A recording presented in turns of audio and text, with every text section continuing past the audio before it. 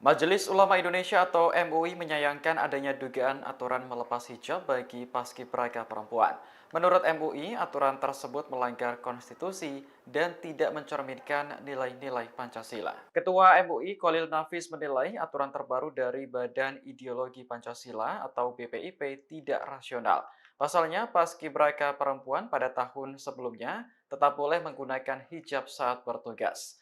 Khalil pun mendesak agar larangan berhijab bagi paskibraka nasional dihapus.